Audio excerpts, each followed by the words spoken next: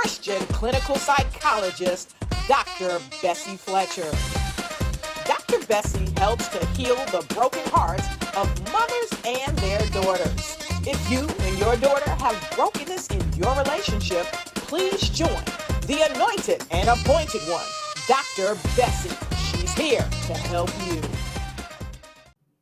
Hello, and welcome to My Mother, My Daughter, the Heart Connection. We are excited to come back into your home this week. We have some exciting news. Every week it's just getting better and better and better. You know, I look back at it. I thank God that He chose me to be on this path and this part of my journey. It has been an exciting journey. God is bringing some most amazing women from around the world that's coming together to make this project into a God project, the Matriarch Now project. And you're going to hear a lot more about that as the weeks go by. God is bringing women together because He wants us to pay attention to the mother and daughter relationship. Now, if you're a mother and you have a daughter, then you know what I'm talking about, your mother and daughter relationship. And then you may say, well, you know, Dr. Fletcher, I'm a mother, but I don't have a daughter. But keep in mind, you are a daughter and you have a mother. Or if your mother has passed and transcended, you had a mother. So therefore, you have a mother and daughter relationship. So each week we come to you and we want to bring you different segments in different ways. We bring it just to keep it interesting. Sometimes we'll have interviews, and then sometimes we're going to have roundtable discussions, and then we'll even have in-home visits. It's just a combination so that you can see how mothers and daughters are interacting, and we can bring you different perspectives. All right. So this week, I'm excited because we are going to bring you information about a project that we have been working on now for 10 years. And 10 years, it was 2013 when God led Cynthia Oliver and I to the Work Release Center down in Florida. And when we went there, of course, I think I told on one show that when God asked me to do a prison ministry, I was like, don't want to go to the prison, God. Now I'll do anything. Mothers and daughters, I'll do all the workshops. I do the counseling, you know, all the events, whatever you want me to do. But I don't want to go to the prison. And the reason I said that was because of my fear of claustrophobia, you know, going in, the doors closed, cling, cling, cling. You know, we have these visions in our head, and of course, television. And had never really been inside of a prison before. So I had television image. And so therefore, it creeped up into a fear. But God had me, and along with a few other ladies, to put down a program. This was in 2004. And in 2004, we wrote the program. And even though I was still saying, God, you know, no, that's not what I want to do, you know, and I was like, He didn't even have a conversation with me about it. It wasn't an option. I'm not talking to you. You don't have an option here. You can choose to say no, but it's not going to go well for you. From 2004 to 2000, maybe 11, around about 11 or 12, when I met Cynthia Oliver in 2009, but around about 2012, she decided, you know, that she wanted to share some information that God had led her to go to this Work Release Center. And she thought that was a good idea for us to do. And I was like, I do not want to do the prison system. She said, well, Dr. Fletcher, I think you should. We need to go by. You know, God has had it on my heart for the last few years. And I'll let her tell her story when she comes on.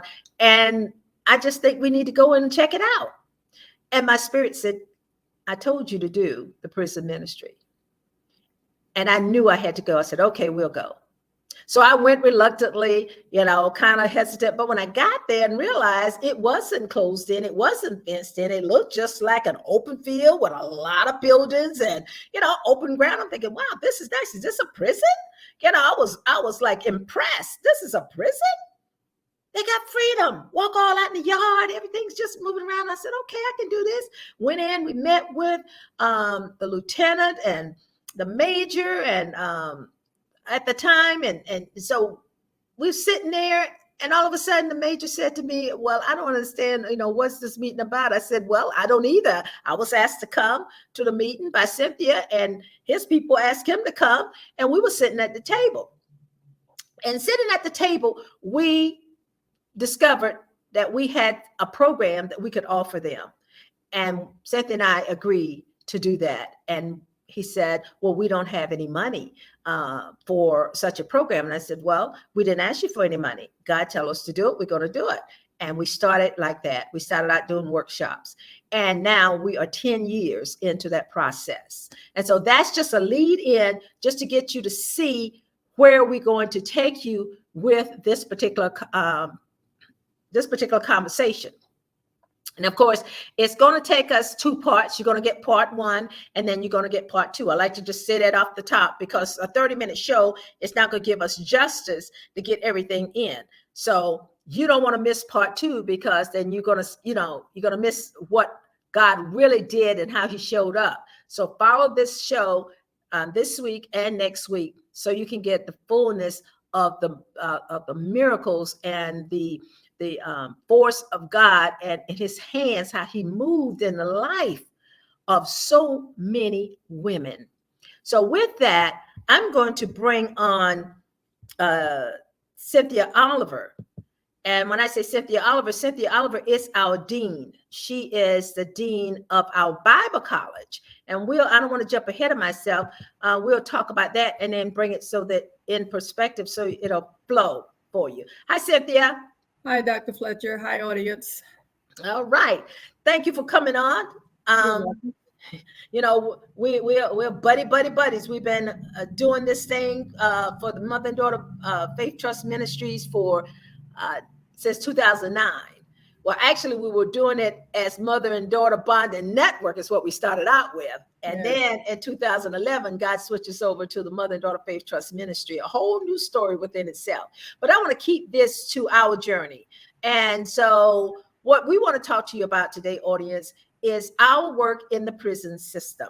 A lot of times people go in and they talk about reform and getting people and helping them, and everybody can help, no matter what it is. We're not saying what we're doing is much better than yours or whatever. We're just doing the little part that God has asked us to do out of the greatness of the big part of what he's doing, and reforming and bringing his daughters back into a place of love. And that's what we do. We add our little bit of love to it. So when Cynthia asked me to talk to the major and the lieutenant and a couple other people, their administrative heads, I sat there and I listened and I thought, well, what can we do? The only thing we could do, I do workshops, Cynthia does workshops, and then we created a meeting of the mind. We can bring this to help.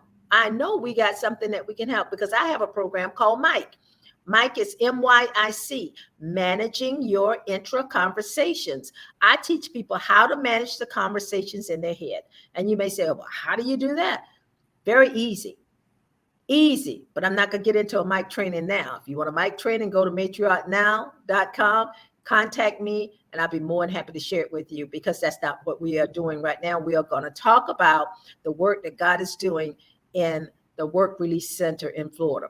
So Cynthia, tell the audience how God led you to get us to this particular Work Release Center. Okay. I had been working with substance abuse individuals in the interim of discovering the actual prison that was right in the same compound where I was doing my training, and while I was working with women who were in substance abuse residential treatment. And I had been looking for the prison for a couple of years. Somebody kept telling me that it was there, and I could never stumble upon it. And so we were getting ready for what we have audience. We have what's called the Butterfly Award. So we were getting ready for this event. And so I'm driving around one day, and I just happened to stumble upon the Work Release Center, and found out that it was in the actual same compound as where I was working. And so me wanting to go to the prison came out of that. Me wanting to, I was just led, because we not only celebrate women in our organization, Dr. Fletcher, we celebrate women in organization like our organization. So we were looking to bring the population to an event that we were getting ready to have. And so that's how we ended up going to this prison. But in the interim, God obviously was talking to you and talking to me about what we can do to help that population, because they are similar population, but they're different population, because one is prison, the other one is residential treatment. And so we ended up going there in order to ask that they can bring their population, their women, to an event that we were having. And one thing led to the other, and here we are 10 years later. Not only have we been working with the population, our program has gone from workshops to a college. And that's how we ended up in the prison, just simply looking to have that particular population of women brought to an event that we were getting ready to have to celebrate the greatness of God in education. Wow. And, to me, it seems like it's been such a long time ago. It seems like we've been there forever.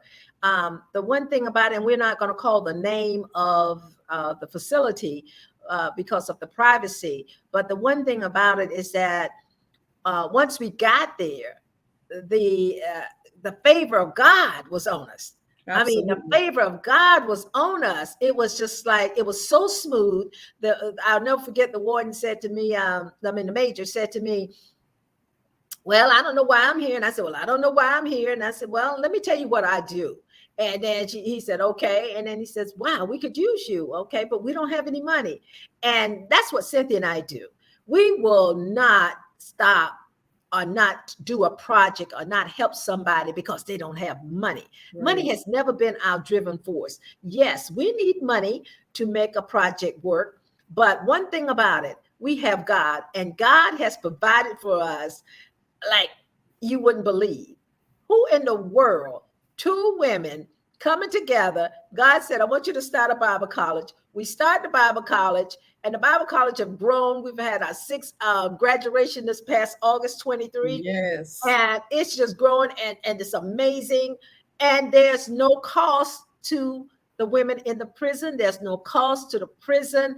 There's nothing that we get. Now, we do have some women in the community that come. They dress the women when we have events, fix their hair, do the makeup.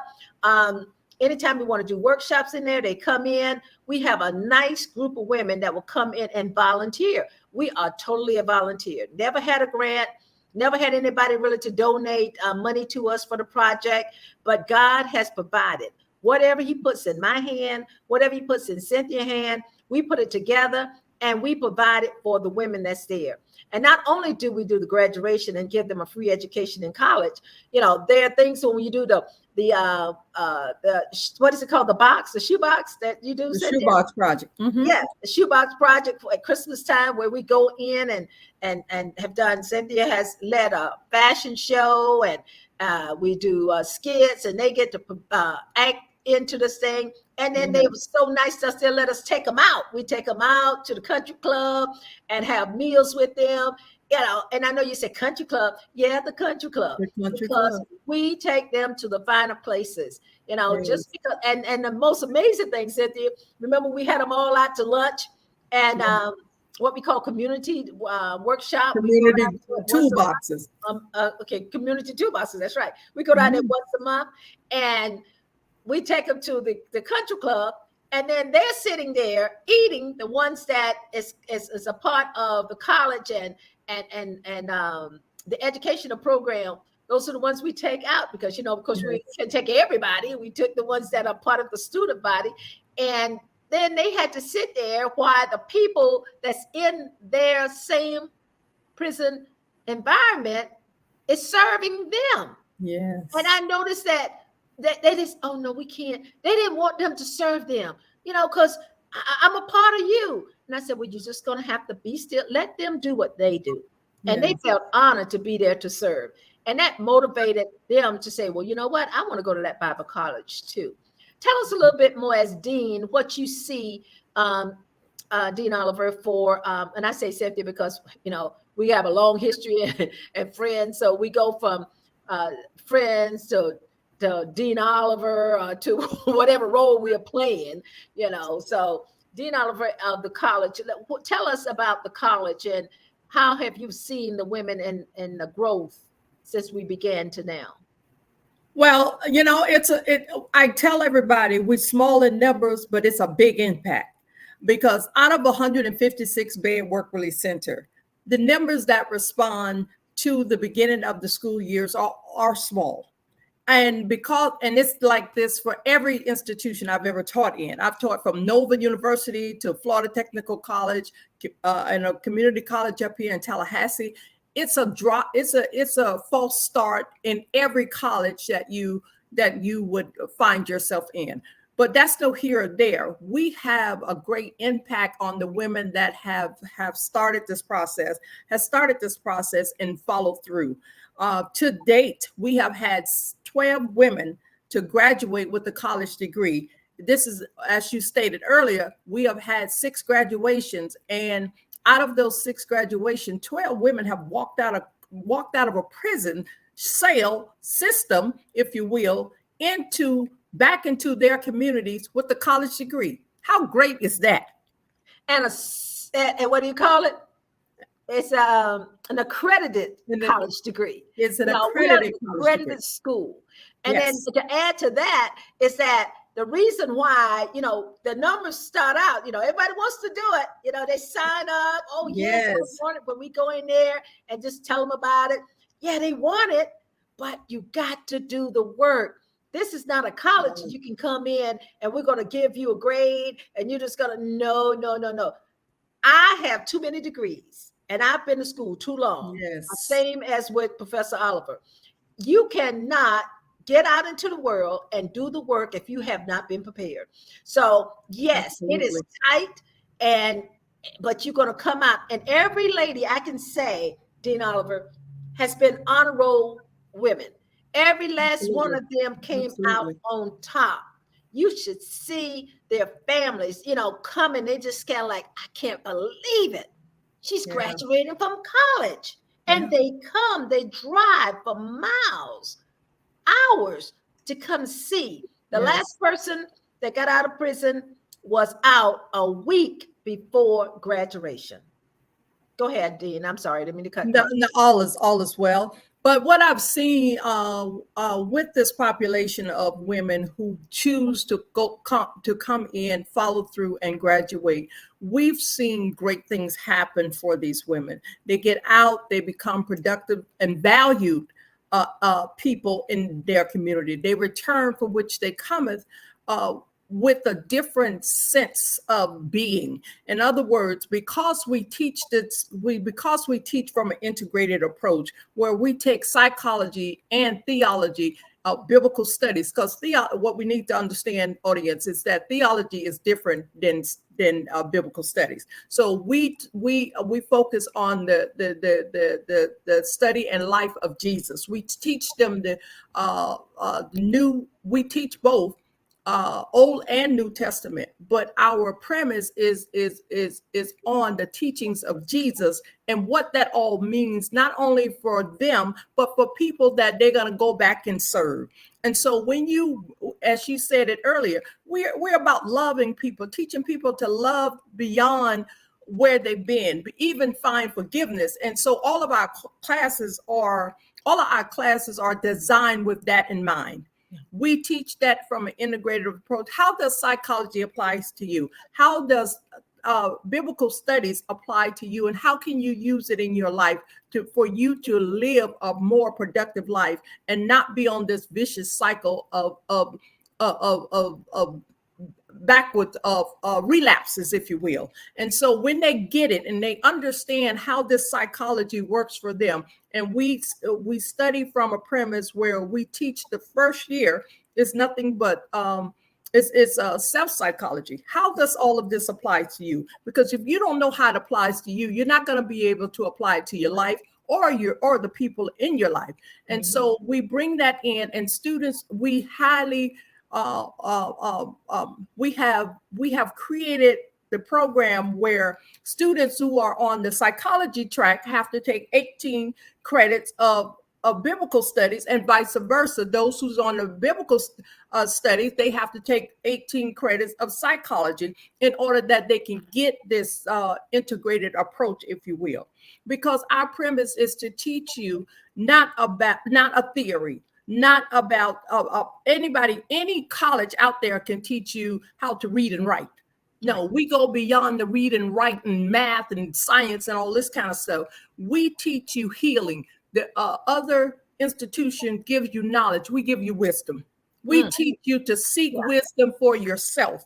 And when you know how it all applies and how you can trace psychology in God's word, you then know that we are telling you the truth. We're telling you everything. We're teaching you. We're not only pointing out what you need to deal with, we're teaching you how to deal with it. Right. And that's what separates us from those other colleges out there. We're teaching you about the mind. We're teaching you about the heart and how those two connect. And that's that integrated approach that makes a difference in the lives of our graduates. Wow. Well said, Cynthia.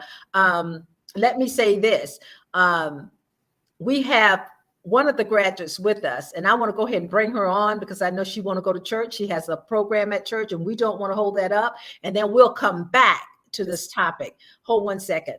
I'm excited because, you just don't know until you get it from the horse's mouth, as they say. So let's just bring in one of our student, Keisha. Hi, Keisha. Hi. How are you? Hi, everyone. I'm well, thank you. Thank you for joining us. I wanted to get you on because I know you have to go to church, and I want you to go to church. You got a program to go to, and I just want the audience to know, look how pretty you are. Look how well together you are. No one would never know the trail in which you came down. I want to say this before we get your comments. We offer at the Bible College a free education because God gives it to them. When we come into prison, and you were there, the first thing I tell them, this is a gift from God. Amen. There's no way. I've been in business for almost 30 some years, not 30 some years, about 40 years working for myself. And long time. I know how to make money. But I don't know how to make money. I told God, I said, I don't know how to make money from running a ministry and waiting on somebody to make a donation. But he taught me, you don't need to know. You just follow my lead. So when I come in and I tell the ladies, I said, this is a gift from God. This is not a gift from Dr. Fletcher or Dean Oliver, because we might want to charge at least $10. But, this is a gift from God. And you need to take it. So many will say yes. And the good thing about it, audience, is that we will take all the credits that you have. If you've been out of school 20 years, 50 years, and you say, I have 20 credits or 30 credits, and I wanted to finish my college degree, but I didn't get a chance to finish my college degree because of circumstances. I either got pregnant, or I didn't have the money, or some circumstance happened, or, I just couldn't get myself together to go, but I always regret the fact that I never finished that degree. That degree may not been the one thing that deter you from being the great mother, the great wife, the great sister or aunt or whatever, cousin or friend. But in your heart, you feel like something's missing. So we are women of our word. We do exactly what God said. God said, help them to start where they stop. Help them to achieve that goal. And we don't charge any money. And Miss Six is here to tell you she didn't pay a penny, and she has a BA. And the other thing is that if you're out there, it's the same with you. You don't have to pay for your college. You just have to make the administrative fees, which will take care of your instructor.